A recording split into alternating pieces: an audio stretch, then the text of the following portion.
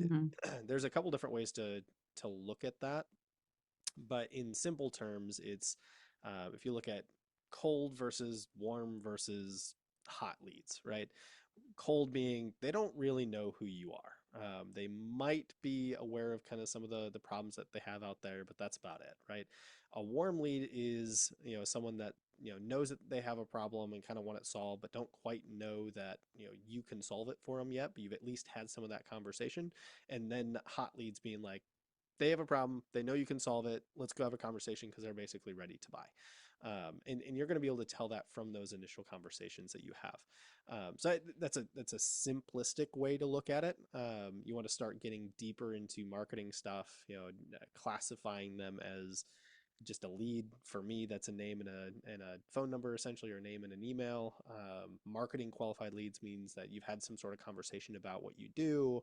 Sales qualified, meaning that they actually have the ability to buy from you and have articulated that they have a need. And then I like to call it an opportunity, but getting into that sales conversation, kind of parsing through different levels of that. Go even deeper, and then we start talking about lead scoring and talking about really how many times have you interacted and things like that. And that usually gets a lot better when you get into the technology side of things. You start using a sophisticated CRM. But from a starting point, it's a matter of can we put it in a centralized location? Can we get as much information as we can and highlight specific aspects of it so that when we do our follow up, we know the ones that are most likely to convert and spending more of our time and energy towards those. Oh, well, those are some great tips, especially for getting started, like where I'm just kind of like getting the ball rolling on these different types of leads.